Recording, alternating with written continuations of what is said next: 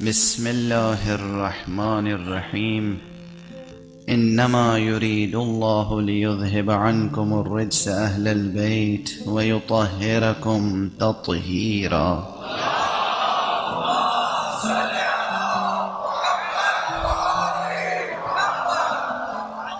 لفظ بلفظ یا ایها النبی قل لازواجک ان کنتن تردن الحیات الدنیا وزینتها فتعالین امتعکن واسرحکن سراحا جمیلا. اگر تم دنیا چاہتی ہو، دنیا کی زینت چاہتی ہو تو آؤ، فتعالین، آؤ، امتعکن، ہم تمہیں مال و متاع دنیا سے آسودہ کر دیں. وَأُسَرِّحْكُنَّ، لیکن صرف آسودہ نہیں کریں گے. وَأُسَرِّحْكُنَّ سَرَاحًا جَمِيلًا، پھر ہم خوبصورتی سے تمہیں خود سے جدا کر دیں گے، آزاد کر دیں گے. دامن وقت میں گنجائش نہیں ہے. اس کے بعد کی آیتیں وہ ہیں جو صرف پروردگار کو زیب دیتا ہے کہ وہ اس انداز سے خطاب کرے. ہم تو ترجمہ کرتے ہوئے بھی لرز جاتے ہیں کہ کس سے خطاب ہے. اس کے بعد خطاب کا جملہ ہے، مجبور ہوں، قرآن کی آیت ہے اس لیے ترجمہ کر کے آگے بڑھ جاؤں. کہا اور سنو، اگر تمہیں آخرت چاہیے، نبی چاہیے، حیات آخرت چاہیے، اللہ، نبی اور حیات آخرت چاہیے، تو پھر ہم یقیناً تمہیں اجر دیں گے، تمہارا اجر بہت زیادہ ہے. اس کے بعد آیت آگے بڑھی، اگر تم میں سے کسی نے کوئی فحش حرکت کی،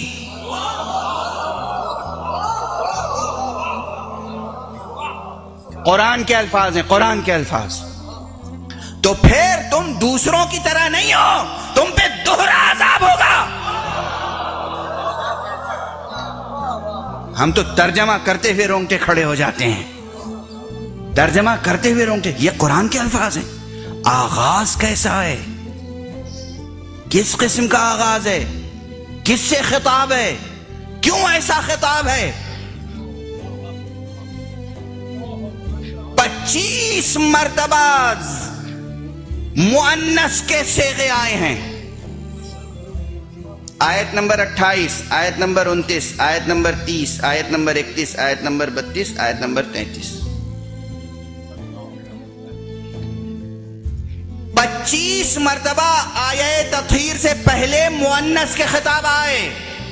مؤنث کے خطاب، عورتوں سے خطاب. اور اس میں کیا کہا گیا؟ اگر تم دنیا چاہتی ہو تو آؤ ہم آسودہ کر کے جدا کر دیں. اگر آخرت چاہتی ہو تو پھر کیا کرو؟ نماز پڑھو، زکوٰۃ دو، گھر میں رہو، گھر سے باہر قدم نہ نکالو.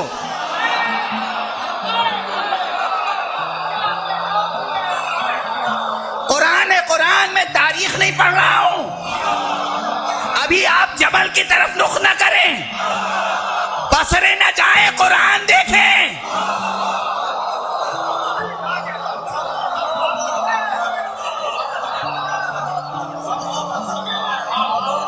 ابھی ہوا پر بصرے کا رخ نہ کیجیے، قرآن کی آیت پڑھیے. گھر میں رہو اور ویسی حرکتیں نہ کرو جیسی جاہلیت کی عورتیں کرتی ہیں. وہ زینتیں نہ کرو جو جاہلیت کی زینتیں ہیں. یہ سب لفظیں قرآن کی ہیں، سارے خطاب مؤنث کے لہجے میں. اور یا ایھا النبی کہہ کر، اے نبی اپنی بیویوں سے کہہ دو، اے نبی، اے محمد اپنی بیویوں سے کہہ دو. نہیں، اے نبی تم میرے نبی ہو، تم میرے صاحب منصب ہو. تم اپنی بیویوں سے کہہ دو کہ اگر وہ نبی خدا کی بیوی رہنا چاہتی ہیں تو ان کو کیا معیار اختیار کرنا چاہیے؟ کیا معیار اختیار کرنا چاہیے؟ تمہید مجلس میں نے عرض کیا کہ خدا کے 2 طرح کے ارادے ہیں. ایک ارادہ یہ ہے کہ وہ چاہتا ہے کہ تم کچھ کرو اپنی چاہت سے، اور جب وہ کچھ چاہتا ہے کہ تم یہ کرو اپنی چاہت سے تو خطاب کرتا ہے، حکم کرتا ہے. حکم کا مخاطب مکلف ہوتا ہے. تم نماز پڑھو، تم روزہ رکھو، تم حج کرنے جاؤ، تم زکوٰۃ دو، تم جہاد کرو. ایسے یہاں پروردگار چاہتا ہے کہ بیویاں احکام الہی کو بجا لائیں تو فرماتا ہے تم نماز پڑھو، تم زکات دو، تم زینت جاہلیت نہ کرو، تم گھر سے قدم باہر نہ نکالو، یہ سب تمہیں کرنا ہے۔ اور ایک دم سے التفات ہوتا ہے، روح سخن بدلتا ہے، انما یرید اللہ لیذھب عنکم الرجس اہل البیت ویطہرکم تطہیرا۔ بیویوں تمہیں یہ سب کرنا ہے، اور اہل بیت ان کا ذمہ ہمارا ہے۔ اب میں عرض کر رہا ہوں ایک اور مثال کہ جب یہ آیت نازل ہوئی اور پیغمبر نے جناب سیدہ کو، مولا امیر المومنین کو، مولا امام حسن کو، مولا امام حسین کو بلایا،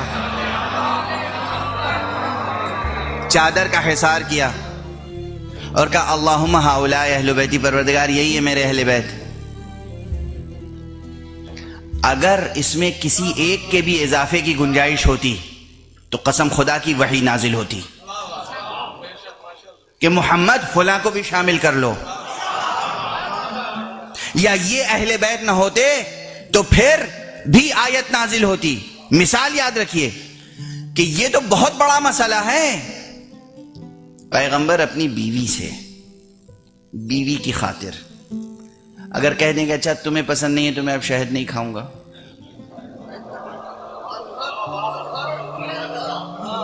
یہ کوئی اتنا بڑا مسئلہ ہے کہ اس میں اللہ مداخلت کرے؟ توجہ ہے بھئی، اولاً تو گھر کی باتوں میں کسی کو مداخلت عام طور پر یعنی متانت و تہذیب کے خلاف سمجھا جاتا ہے، اور پھر میاں بیوی کے درمیان کی گفتگو ہے، میاں نے بیوی کی خواہش کا احترام کرتے ہوئے اور کہہ دیا کہ بھئی تمہیں پسند نہیں ہے تو میں نہیں کھاؤں گا، اپنی ذات کی حد تک بات، امت کے لیے تھوڑی کہہ رہے تھے کہ آج سے میں نے سب پہ شہد حرام کر دیا۔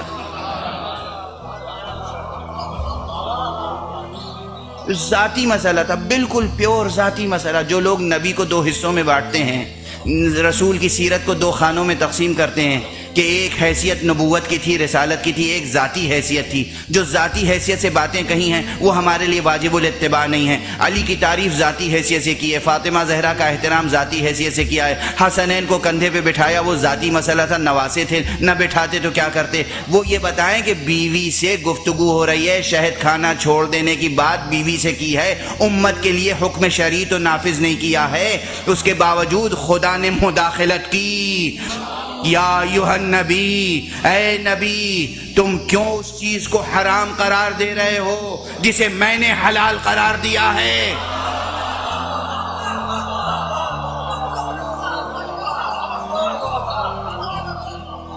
اے نبی، جس چیز کو ہم نے حلال قرار دیا ہے بیوی کی خاطر یا کسی کی بھی خاطر تم کیوں حرام قرار دے رہے ہو؟ جو پروردگار شہد کا ترک کرنا برداشت نہ کرے، وہ اہل بیت کا اعلان اگر خلاف مصلحت الہی ہوگا تو کیا وحی نازل نہ ہوگی؟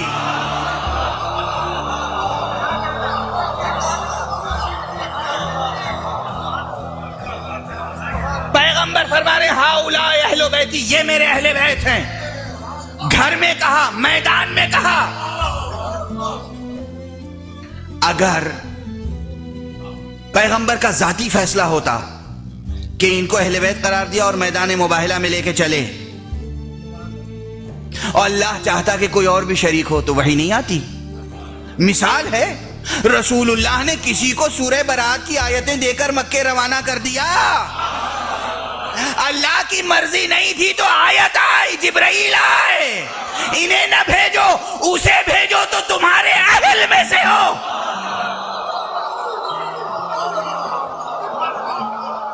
کون تھا اہل؟ کس کو واپس بلایا، کس کو بھیجا؟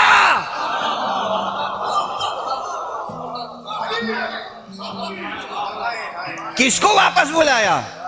یہ آپ بتائیں، کسے بھیجا؟ ہم سے سنیں۔ علی کو بھیجا، اس لیے کہ حق علی کے ساتھ تھا، علی حق کے ساتھ تھے۔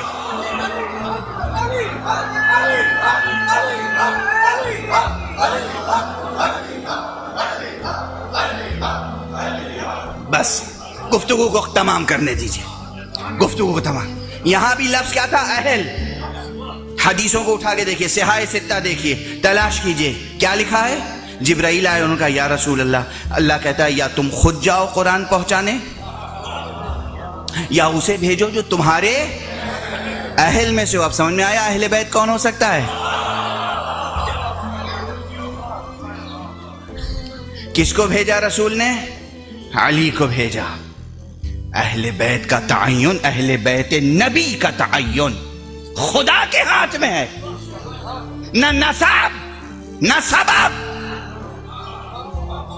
خدا نے منصب دیا، نبی بنایا، اب خدا جسے چاہے گا وہ ان کا شریک کار بنے گا، جسے نہیں چاہے گا وہ شریک کار نہیں بن سکتا۔ یہ ایک اصول۔ اور اس کے بعد اگر ضد ہے کہ ہم سب کو اہل بیت مانیں گے تو پھر ایک بات تسلیم کر لیجئے، کم سے کم اسے مانیے گا جس نے اللہ کی مانی، اور جس نے اللہ کی نہیں مانی اسے ماننے کا آپ کو حق نہیں ہے۔ اب دیکھ لیجئے یا ایھا النبی قل لازواجک سے کتنے احکام ہیں۔ اگر اللہ نے کہا گھر میں قدم رکھو اور کسی نے گھر سے قدم باہر نکال دیا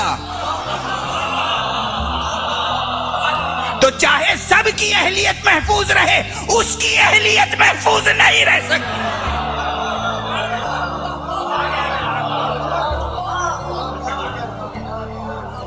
ممکن نہیں ہے۔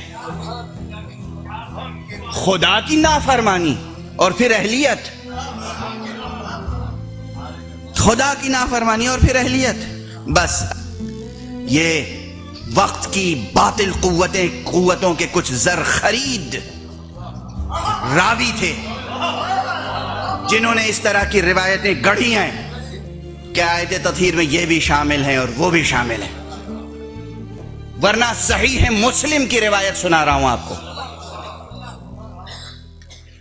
صحیح مسلم کا نام تو سنا ہوگا۔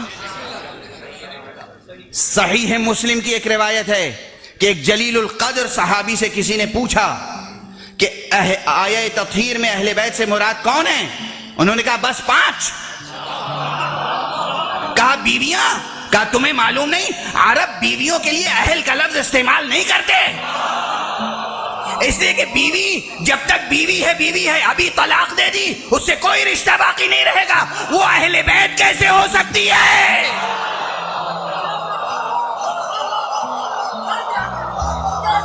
یہ روایت صحیح مسلم کی گزارش کر رہا ہوں۔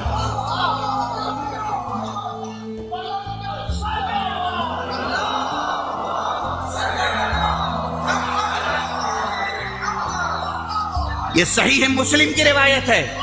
کہتے تم عربی نہیں جانتے؟ عرب کبھی زوجہ کو اہل نہیں کہتے، اس لیے کہ آج بیوی ہے کل نہیں ہے۔ ایسی شخصیت جو ایک لفظ سے بیگانہ ہو جائے، 2 بول پڑھ لو تو گھر میں داخل ہو جائے، ایک لفظ کہہ دو تو گھر سے باہر چلی جائے، ایسے کو اہل بیت بنایا جا سکتا ہے؟ صحیح مسلم کی روایت گزارش کر رہا ہوں۔